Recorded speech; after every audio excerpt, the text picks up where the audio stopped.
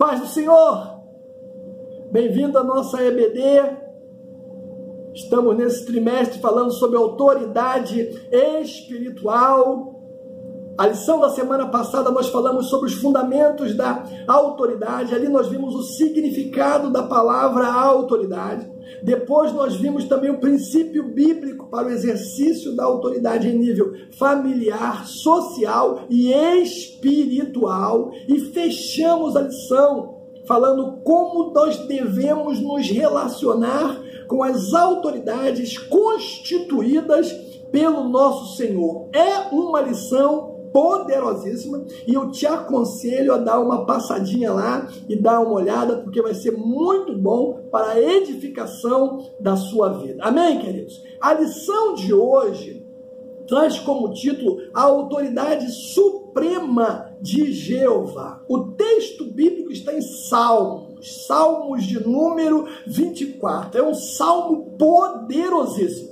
Do Senhor é a terra, a sua plenitude, o mundo e todos o que nele habitam, pois ele fundou sobre os mares e firmou sobre as águas. Quem subirá ao monte do Senhor? Quem estará no seu santo lugar? Aquele que é limpo de mãos, puro de coração e que não entrega a sua alma à vaidade, nem jura enganosamente. Este receberá do Senhor a bênção e a justiça da sua salvação. Tal é a geração daqueles que o buscam, daqueles que buscam a face do Deus de Jacó. Levantai, ó portas, as vossas cabeças, levantai, ó entradas eternas, e entrará o Rei da Glória. Quem é este Rei da Glória? O Senhor forte e poderoso, o Senhor poderoso na batalha. Levantai, ó portas, vossas cabeças, levantai, ó portais eternos, e entrará o Rei da Glória. Quem é este Rei da Glória?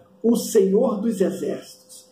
Ele é o Rei da Glória, palavra do Senhor. 3 objetivos nós temos hoje. Primeiro é identificar os aspectos do caráter de Deus revelado nos seus nomes. Segundo é entender que Deus ele se revela por meio dos seus atributos. E terceiro é analisar como Deus exerce a sua autoridade em relação à sua criatura. Bom, a doutrina da soberania de Deus é fundamental para conferir autoridade e importância às demais doutrinas bíblicas. É maravilhoso estudar a doutrina da soberania de Deus.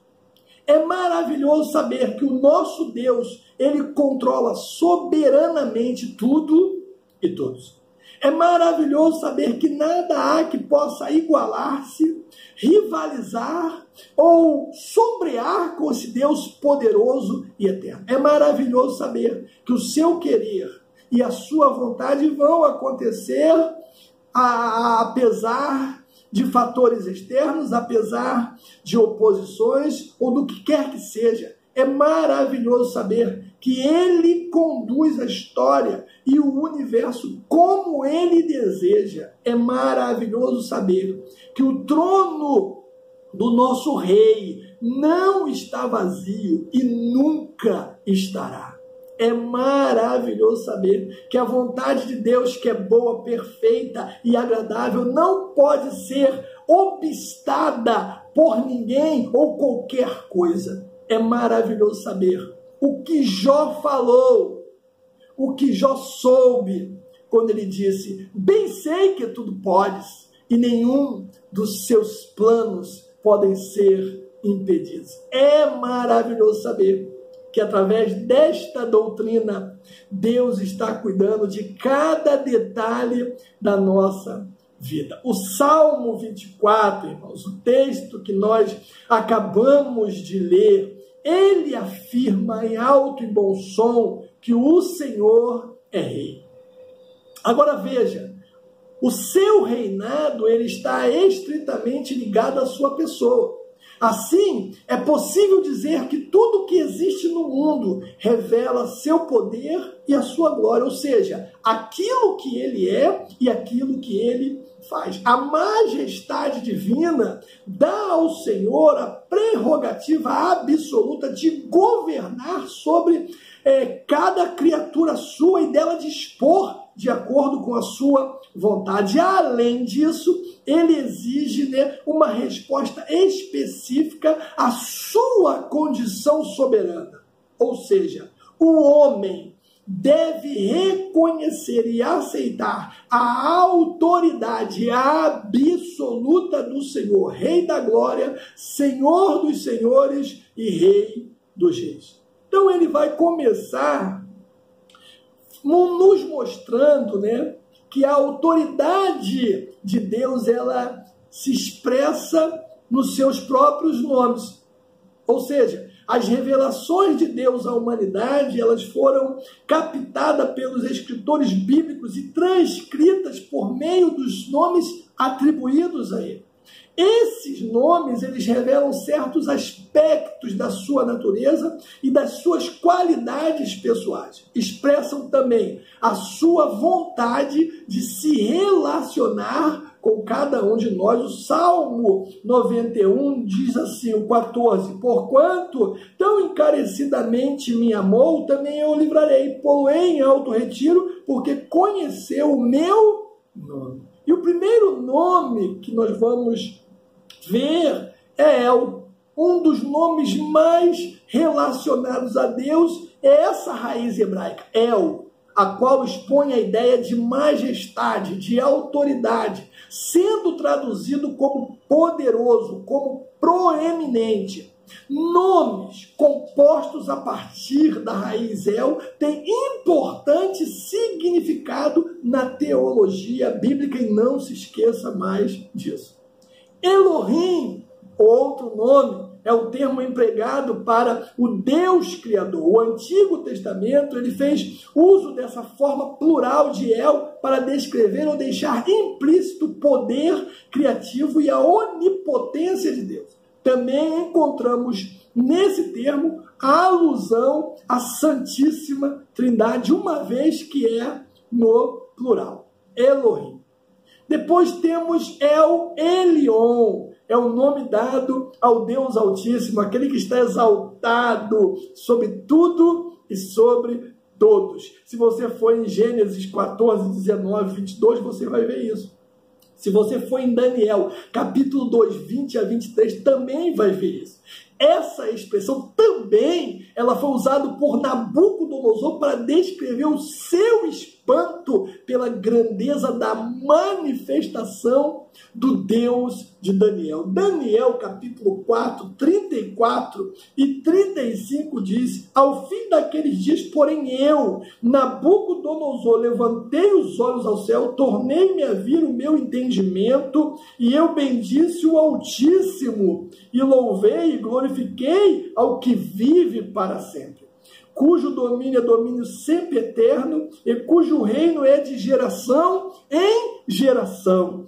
Todos os moradores da terra são reputados em nada. Segundo a sua vontade, ele opera no exército do céu e nos moradores da terra. Não há quem possa lhe deter a mão ou dizer o que fazer. Essa é a palavra do Senhor. Então, diante do espanto ali, da manifestação do poder de Deus, não restou outra coisa a Nabucodonosor a não ser se render. E ele se rendeu. Outro tema é El Shaddai. Os autores bíblicos usam El Shaddai para designar Deus durante uma manifestação especial do seu poder. Gênesis 17, você vai ver isso muito bem, e também em Ruth capítulo 1. Ou seja, a manifestação desse poder vem tanto para abençoar como para destruir. Em Gênesis 17, a Bíblia diz que Deus aparece a Abraão quando ele está ali por volta de 99 anos, e o Senhor diz, eu sou o Deus Todo-Poderoso. Anda na minha presença e ser perfeito. Em Ruth 1, 20, Noemi diz, não me chame mais Noemi, mas me chame de Mara, porque isso tem feito comigo Deus Todo-Poderoso. Poderoso. El Shaddai difere de Elohim, pois vem além do conceito da grandiosidade de Deus, entendendo então como fonte de bem-aventurança e até mesmo consolação. Nós temos também Adonai, é o nome usado na Bíblia para revelar Deus como governante, né? Como todo-poderoso. Traduz-se Senhor e expressa a ideia de dependência e da submissão daquele que o usa em relação a Deus. No Antigo Testamento, esse era o tratamento dado a Deus por Israel. Nós temos Jeová, Senhor Jeová, Senhor Jeová. Jeová é um nome próprio de Deus por excelência. Nesse nome ocorre a manifestação da graça de Deus para com cada um de nós, cada criatura sua. No Pentateuco, o nome Jeová está ligado à raiz do verbo ser, e por isso a sua descrição é: eu sou o que sou. O nome Jeová, ele é identificado com Cristo em Isaías. Em Isaías diz: voz do que clama no deserto, preparai o caminho do Senhor, endireitai no ermo vereda do nosso Deus. Aí Mateus ele vai citar esta passagem aplicando a Jesus Cristo, Mateus 3, versículo de número 3. O nome Jeová era o mais excelente de todos os nomes de Deus e foi atribuído a Jesus. E aí nós vamos ver, né, dentre inúmeras revelações de Jeová, há alguns exemplos. Eu separei 4. Nós temos primeiro Jeová Shalom, na revelação que faz de si mesmo como Jeová Shalom. O Senhor propõe um concerto, primeiro, de paz interior, segundo, nas relações espirituais e terceiro, nas relações sociais. Esta expressão significa Deus é pacificador. Nós temos Jeová Nissi. Moisés, irmãos, ele edifica um altar para adorar a Deus e chama este altar de Jeová Nissi. Ou seja, o Senhor é a nossa bandeira. Na revelação lá de Êxodo, capítulo de número 17. Essa referência diz respeito à maneira triunfante com a qual o Senhor conduziu o povo de Israel pelo deserto até a terra da promessa. Da mesma forma, queridos, somos conduzidos hoje, da mesma forma, fazendo parte deste valoroso exército do Senhor, com o qual mantemos como Israel um pacto de vida. Depois nós temos Jeová Rafá.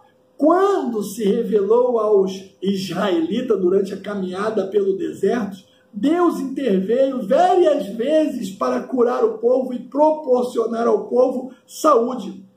Jeová Rafá é o nome para designar esta ação, o Deus que cura. Êxodo capítulo 15, versículo 26, você vai ver isso. E nós temos Jeová Jireh.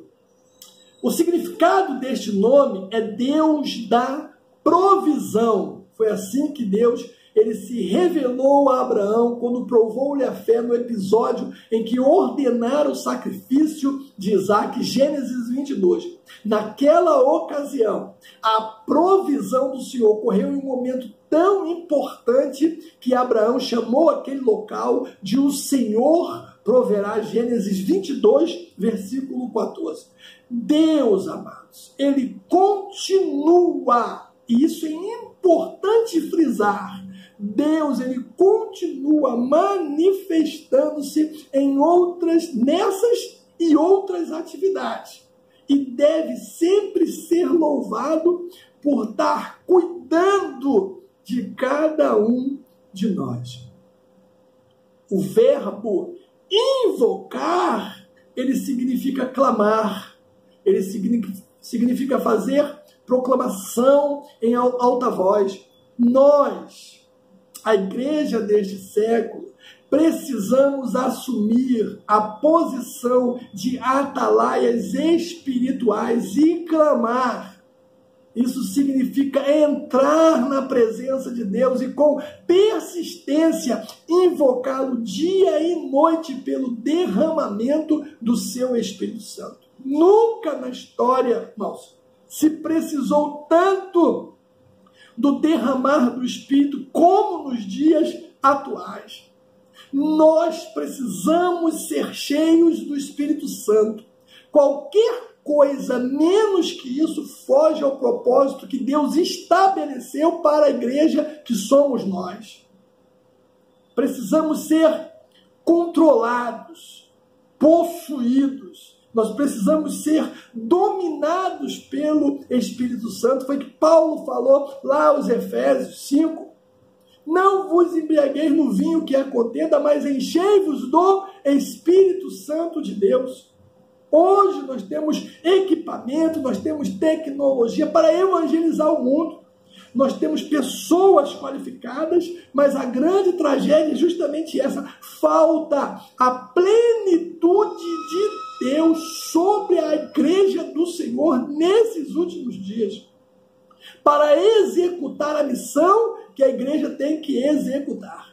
Então, nós precisamos nos levantar como atalaias espirituais e clamar.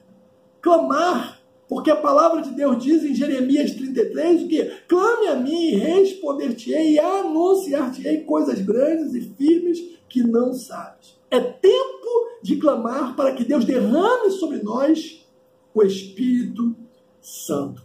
E também insistir para que a sua graça e a sua misericórdia possam ser liberadas, a fim de que a salvação, a cura e a libertação sejam alcançadas. No segundo ponto, ele vai falar que a autoridade também se expressa em seus atributos. Ou seja, o primeiro atributo a saber é a onipresença. Onipresença de Deus é marcadamente sua infinitude em relação à criação. Por ser imenso demais, Deus é onipresente, como diz Salmo 139, versículo 7 ao 12. Dá uma olhadinha lá, Jeremias 23, 23 e 24. Ninguém, amados, pode escapar da sua presença. Provérbios 15, versículo 3. Ninguém.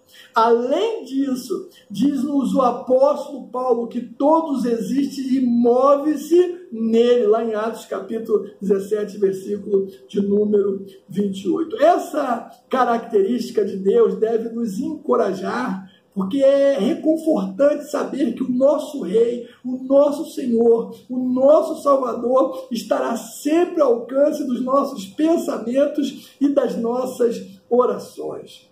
A narrativa do Êxodo nos apresenta, assim, um excelente exemplo da onipresença de Deus. Êxodo 13. A presença do Senhor junto ao seu povo, ela se manifestava de maneira muito especial, muito particular, na forma de uma coluna de fogo, né? E na forma de uma nuvem. Deus esteve com o seu povo durante toda a sua experiência do Êxodo. Eu disse, Deus esteve com o seu povo durante toda a sua experiência no deserto.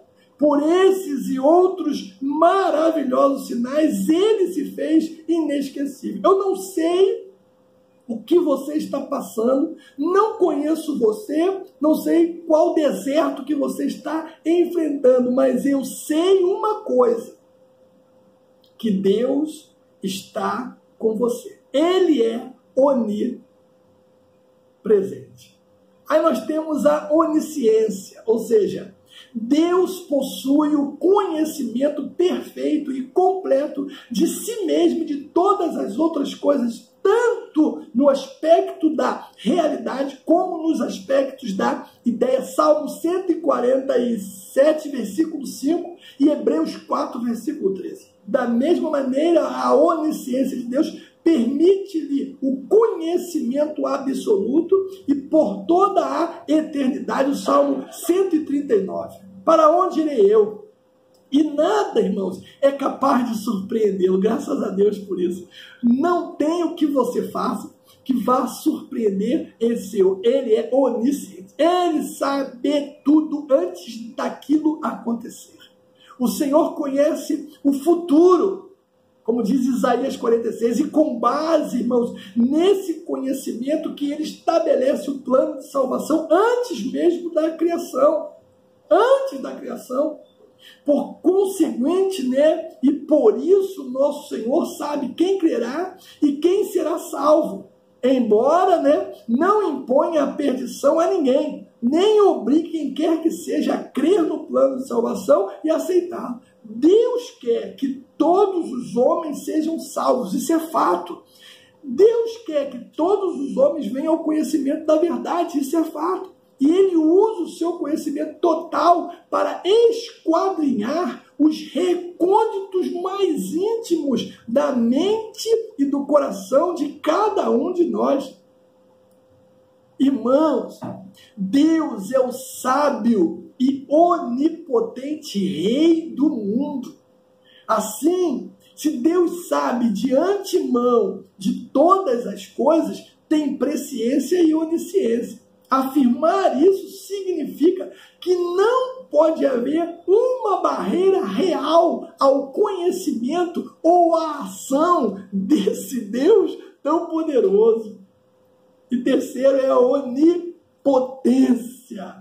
Deus revela-se todo poderoso. É o que nós vimos lá quando ele se apresenta a Abraão em Gênesis 17, com relação às suas obras na história da salvação. Deus, irmãos, ou seja, tal testemunho é retomado em nosso texto básico, o texto que nós lemos, o Salmo 24, que vai descrever o Senhor como Criador e sustentador de todo o universo. 24, do 1 ao 3, nós lemos. A onipotência de Deus também se manifesta na preservação do mundo criado. Isso significa dizer que a sua vontade é a causa de todas as coisas. Essa ação contínua do Senhor é a primeira manifestação do governo soberano de Deus. Tudo pertence ao Senhor por direito. A tua família pertence ao Senhor. A tua casa pertence ao Senhor. O teu carro pertence ao Senhor. A tua empresa pertence ao Senhor. Salmo 24, que nós lemos 1 e 2. Mas ainda que Deus detém o poder de fazer o que deseja, sua vontade ela é limitada pela sua natureza santa. Desse modo, irmãos, há algumas atitudes que Deus não pratica. Deus não peca.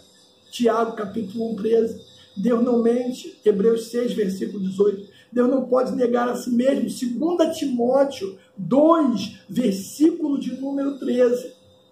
Então veja, Deus é onisciente, onipresente e onipotente, e glória a Deus por isso. Aí nós vemos também transcendência, né, e imanência. Dizemos que Deus, que Deus transcende a criação porque está infinitamente exaltado acima das suas criaturas.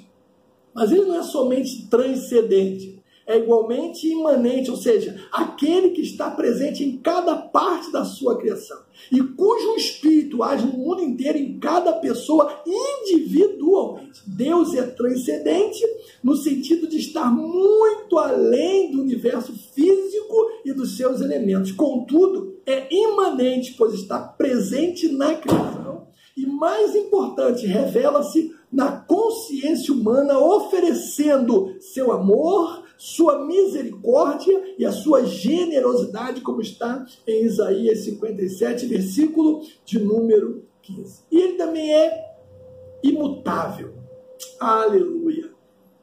Imutável em essência, imutável em atributo, imutável em consciência e vontade. Ele não pode ser mais do que é, nem menos do que é, pois é absolutamente perfeito, como diz Tiago, capítulo 1, versículo de número 17. Entretanto, todavia, por causa da sua imutabilidade, devido à atitude condicional que ele mantém no relacionamento com os homens, sempre faz o que é certo e trata a cada um de nós concomitantemente às variações do nosso caráter e da nossa conduta. Deuteronômio 32:14 diz: então o Senhor se arrependeu.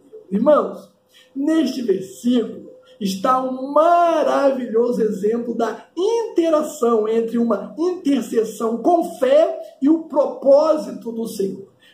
Deus tinha a intenção de poupar Israel. Contudo, ele incluiu Moisés no processo ao fazer com que Moisés orasse pela consequência justa e correta. O Senhor usa nossas orações combinada com as suas próprias determinações para fazer com que a sua vontade seja feita. Isso aqui é tremendo, isso aqui é maravilhoso. Eu quero concluir, irmão, dizendo que nós precisamos reconhecer, sabe, de verdade, de fato, a condição soberana do Criador. Esse é o primeiro fator que pode nos levar à submissão a Ele. Ao agir dessa forma, nós demonstramos toda a nossa gratidão pela ação divina de preservar todas as coisas que Ele fez e também por sua providência. Muitos são os resultados positivos de uma vida submissa a Deus. Muitos. Cristãos submissos, primeiro, eles prosperam, Jeremias capítulo 42:6. Segundo, cristãos submissos recebem bênçãos sem medida, Deuteronômio 11:27-28. Terceiro, cristãos submissos são tidos como verdadeiros adoradores, como diz Jó, capítulo 4, versículo 23. Que Deus te abençoe e tenha uma semana debaixo do poder do nosso Rei. Um beijo no coração.